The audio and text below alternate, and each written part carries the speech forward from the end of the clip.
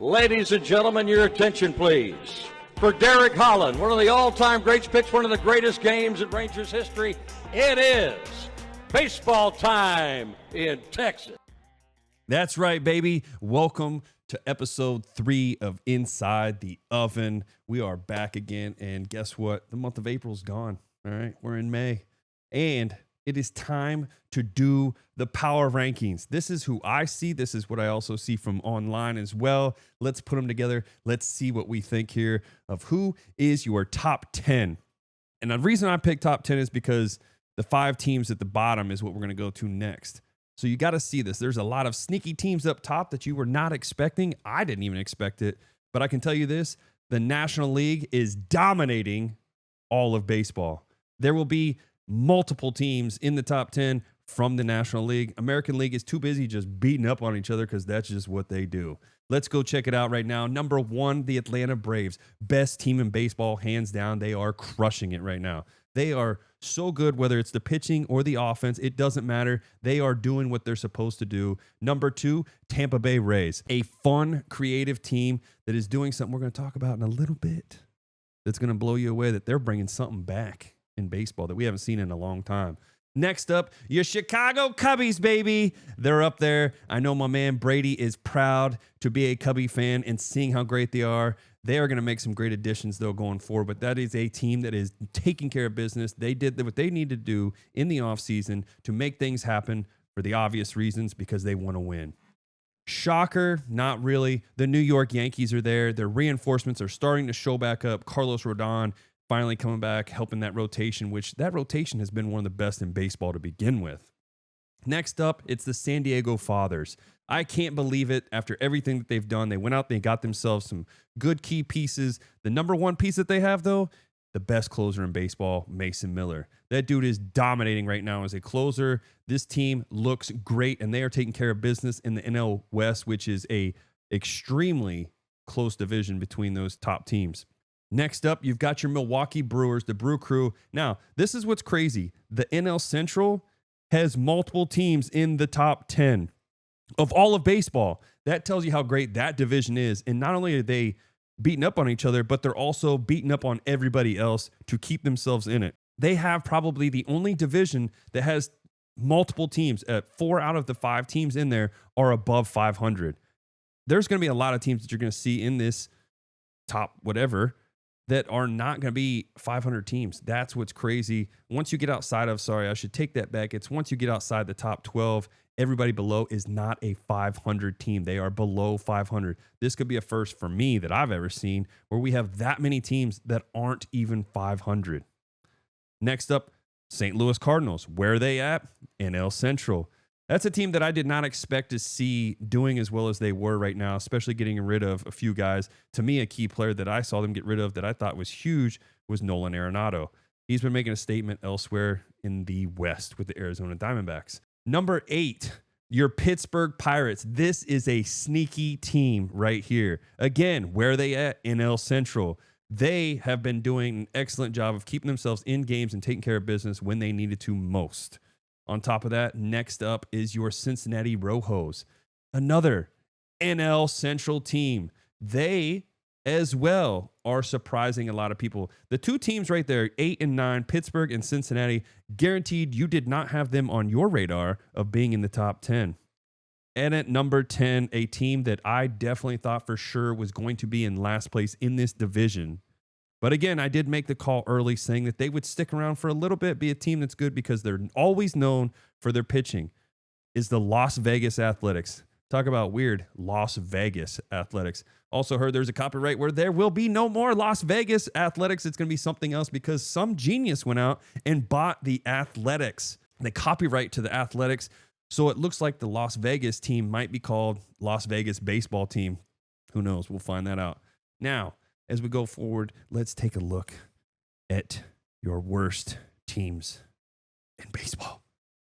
This is crazy right here. This is something nobody picked. I guarantee after you saw their offseason, you saw what they went and did, you did not expect them to be the number 1 worst team in baseball right now. Granted, injuries are part of it. When you go out and buy guys that are injury prone and expect them to start every day, this is probably what you're going to get. It's your New York Metropolitans. Yeah, they're not doing shit. They suck. Flat out. There's nothing else you can say.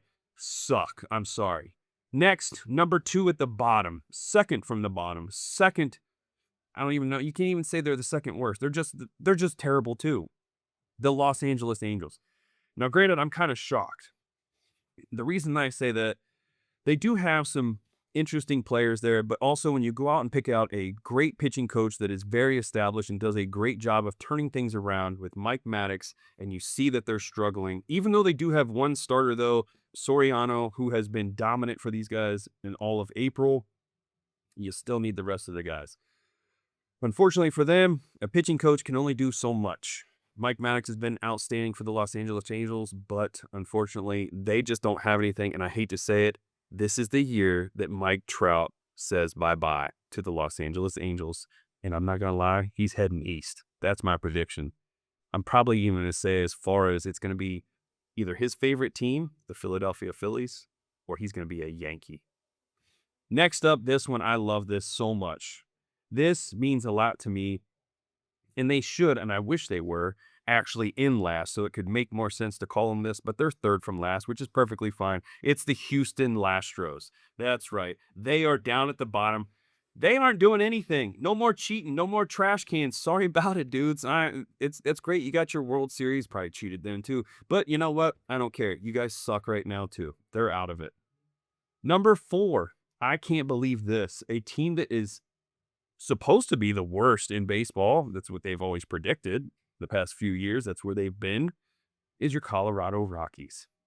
Well, guess what? That John Denver, he ain't full of shit anymore because they're sticking around. I can tell you that. They're moving themselves up. They've actually got the fans into the game. It's been awesome to watch. They've got some good guys. I love watching Freeland pitch for them. He's a great guy, great lefty. You got to learn how to pitch there. They've done a better job when it comes to that, and their offense has taken off a little bit for them, but they're still at the bottom of the chain. And on top of this, I kind of saw this coming. I figured maybe things will change, and I think it will, with Buster Posey taking care of business with these guys, helping them out, and starting off a little bit slow. They usually pick up. This is kind of just the Giants' way, but actually getting a college coach to step in, it's just like watching when a college coach goes from the NCAA to the NFL. They never really succeed. So in this case, I hate to say it, the San Francisco Giants are the 5th worst team in baseball right now. Sucks. But hopefully things will change and turn for the better for them. But those are your worst teams right now in baseball. And again, like I said, outside of your top 12, not the top 10 that I said, everybody is under 500. You see a lot of teams in the 400s and lower. That is crazy. But it shows how great the competition has been in baseball of just beating the shit out of each other. You'd love to see it.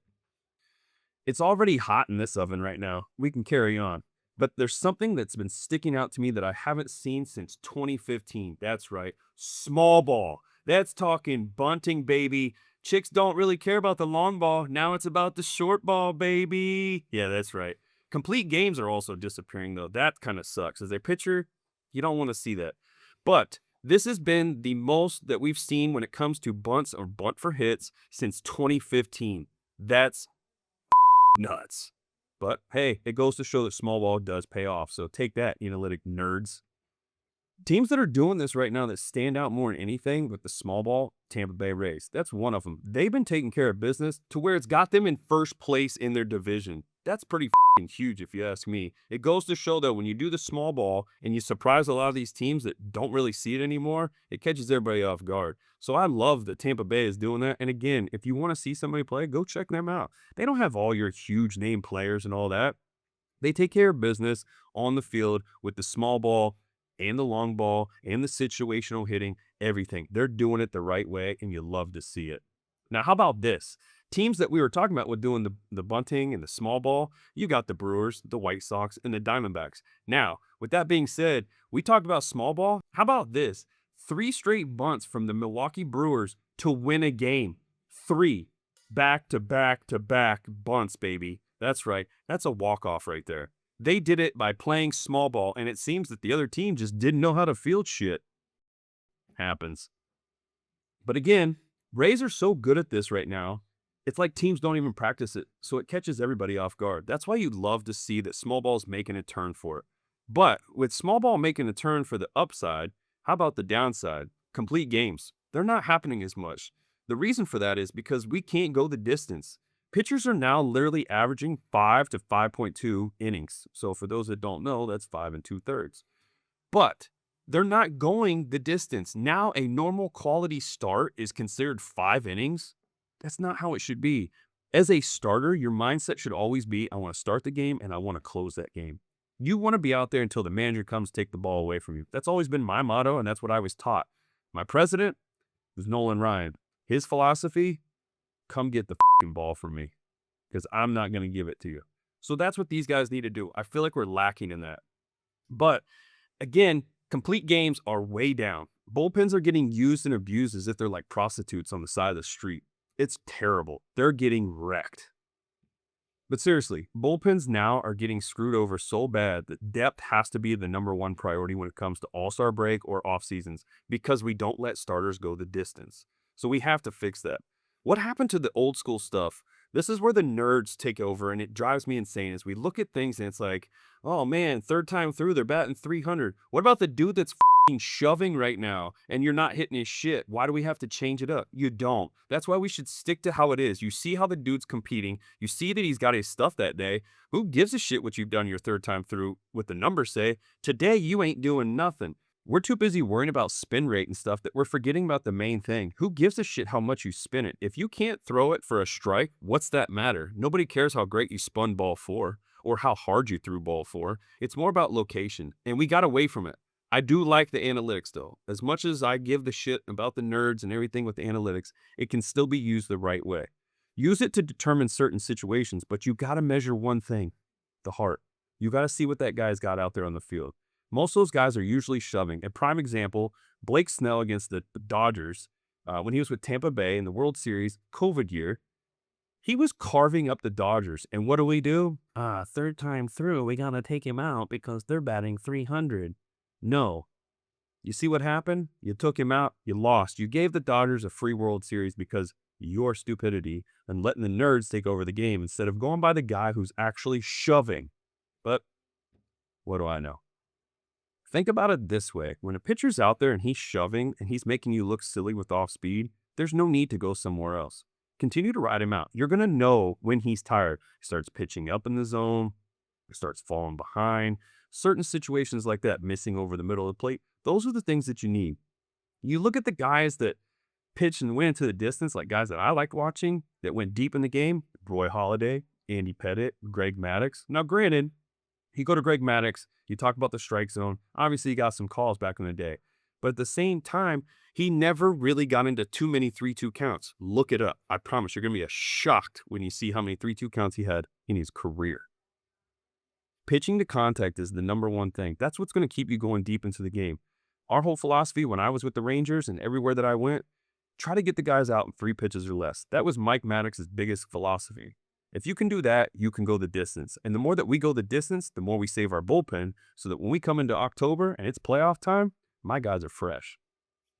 I got to give some love to the pitchers, all right? Jose Soriano, pitching for the Los Angeles Angels, started the season off with a .24 ERA through his first 6 starts.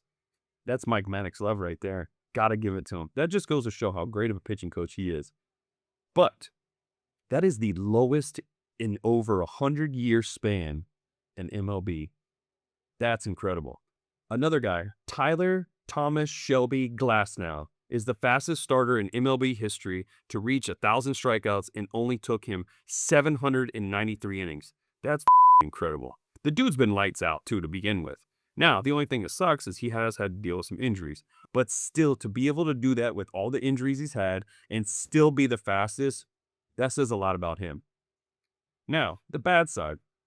Pitchers are walking so many guys now and has a walk rate exploding to the 10% of plate appearances, which has become the highest since they lowered the mound back in my first year of Pro Ball, 1969. What a great year that was. And how about those Pirates? Drawing 7 consecutive walks in 1 inning. You never see that, except for when I was pitching the World Series in 2010. I walked in a freaking whirl. But that's okay. It happens. But wait, the game that has been absolutely crazy, was strikeout heavy, was the Blue Jays striking out 50 batters in the first 3 games. That's fucking wild. That is pitching. That's what you want to see. But let's jump ahead to something even better and get excited. A little too early to be excited, we call it. It's the early MVPs. Yeah, that's right, baby. Who do you think the early MVP picks would be? Here's my votes right now. Aaron Judge obviously is up there as number 1. Guy's been electric. But a guy that's been competing with him now back-to-back years, and he can be a serious threat, as he does a lot of things too, is Mr. Bobby Witt Jr. He has turned it on lately. Dude's got speed, flashes the leather, and he can hit. He can do it all. The dude is a complete package, but he's in a different position, playing shortstop.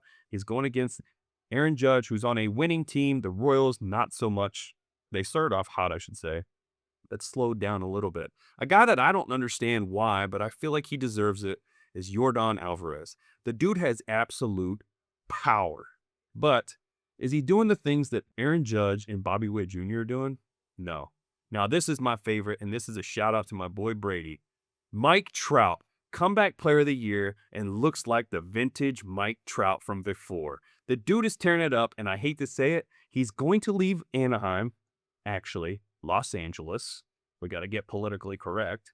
He's going to leave and go somewhere on the East Coast and continue that domination. The only thing that would hurt him is if he went to a National League team, because you lose your chances of winning MVP by going from NL to AL or AL to NL. Now, if he stays and goes in the AL, he's going to be fine. But you can't switch sides. That's the thing. Another guy who stands out is another Yankee great right now, Mr. Ben Rice. Those are my 5 guys that I've got from the American League side for MVP. All right, so from the NL, let's take a look here. One of my picks, of course, the shocker, it's Shohei Ohtani. Now, he's struggling a little bit. Is it because he's doing too much? Is it because there's so much going on with pitching that he can't focus as much on his hitting? Or is his hitting getting to him too much, but he's continuing to pitch really well? So I don't know how that would work out. But he is doing obviously something that we have never seen before, and he continues to do it every single year. But this is the first time we can actually say he's struggling a little bit. A little bit. So it's second, right behind Mr. Shohei, is Elly De La Cruz. And just like any other April showers brings out here's the May flowers right here. You get yours, Mr. Elly De La Cruz. That's incredible. The dude's been lights out, carrying his team and helping out as much as possible. And he's just been a fucking stud to begin with. Keep it up. Hopefully he can pass him, but it's going to be tough until he learns how to pitch. Corbin Carroll's right behind him. He's a scrappy threat with the Arizona Diamondbacks. He can do a lot of things. He's a great outfielder, a scrappy hitter, and he also swipes a lot of bags. But this guy right here is my pick that could sneak up on all of them. It's Matt Olson of the Atlanta Braves. He's having a huge year on a winning team and doing great things at the plate. He's also an outstanding first baseman as well. So him being there is doing everything to keep everything consistent with that team and help out and be that guy that can be your MVP. But last but not least, I can't leave this guy off. He does do a lot of great things. He's been consistent. This is probably the year where he's a little bit down, but he's still doing good, is Mr. Bryce Harper. He's an interesting pick right now because he's not exactly to the standards of what these guys are, but he always tends to catch fire and makes a statement. So watch out for Bryce Harper. But again, this one's a lot better in my mind of closer race when it comes to NL MVP than it is the AL. All right, now it comes to the final segment, and that is the weekend in baseball. This weekend in baseball, we've got rivalry weekend. Try saying that multiple times. Not going to happen. First up, you have your Philadelphia Phillies taking on your Pittsburgh Pirates, the Battle of PA. For me, I hate to say it, but Philly could be the team. Even though Pittsburgh's been playing lights out, Philly's going to get into their groove, and I hate to say it, Philly's just a dominant team. Outside of Paul Skeens, I don't think that they can really contain them. So give me Philadelphia. Next up, you have the Cincinnati Reds taking on your Cleveland Guardians. The battle for, I think it's I-65. But who can take care of business here? This has always been a great matchup, and it's a It's a pretty cool little rivalry. As somebody who's from Ohio, getting to see this, it's great. The Reds are playing really good, but so are the Guardians. I don't know who's really going to win this one, but for me, I'm just going to go outside the box, and I'm going to go ahead and say the Cincinnati Reds take care of business. Give me the Rojos. This is the Subway Series. This is New York taking on the Mets. This is not going to be anything you really need to pay attention to. It's going to be a slaughter, a slugfest, a shit show if you're the New York Mets. This is not going to be close. I hate to say it. I'm sorry. Actually, I'm not. I don't hate to say it at all. Take the Yankees. It's quick. It's easy. Yankees win that one. Sweep. Bust out the brooms. The Battle of the Windy City, a.k.a. your Chicago Cubbies, taking on the Chicago White Sox. Yeah, this is also kind of like the Yankees and the Mets. This is just something it's not entertaining. Now, the only thing I can say, and I can't think of his name, is the Japanese player for the White Sox. He has been swinging the absolute shit out of it. But the Cubs are just the better team. So, give me the Cubbies! Next, it's the battle for the Lone Star State, the Boot. It's your Texas Rangers taking on the Houston Astros. This is not good because both of these teams have not been playing very well. With that being said, though, the pitching has been much, much better for Texas than it is Houston. So, with that, I'm going to definitely lean more towards the Texas Rangers. I just don't feel like the Houston Astros are what they are. They are a terrible team right now, but I don't see them doing anything. It's not as much of a rivalry as it was before when you had Adolis Garcia. So, for me, I think that the pitching takes care of business against your Houston Astros. Give me the Rangers. This is a battle now between your Royalty and your Birds. This is going to be Kansas City taking on your St. Louis Cardinals. This isn't really as big of a rivalry as some of these other games, but they do hate each other. I have to say, though, because the Cardinals have been the better team, not so fast, my friend. Thanks again, Lee Corso, for giving me that, but go ahead and give me the Kansas City Royals.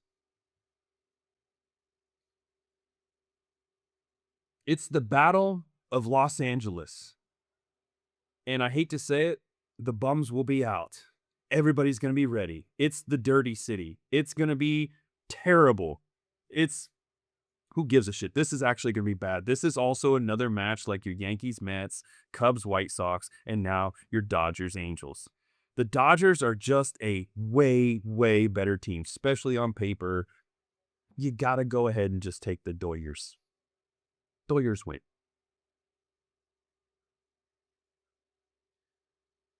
And last but not least, it's the Battle of the Bay Area. San Francisco Giants taking on your Oakland Athletics. Even though they're not there, we're still going to consider it that because it's still that technical rival. Now it's the battle of plane tickets and lottery machines and slot machines and blackjack, whatever. It doesn't matter. It's the Giants versus the Athletics. And this is honestly not a game that anybody's going to care to watch. So let's just make it quick and make it easy. Athletics win this one because the Giants have been struggling, and I don't think they're going to quite figure it out. Not against Oakland, who's been playing pretty hot right now, as they're in first place. So go ahead and give me the Las Vegas Athletics. Now, I do have to clear up one thing. As I made a comment earlier, let's clear it up the right way. If Mike Trout were to go to the other side and go into the National League, he still can actually get votes for MVP, where I thought you couldn't.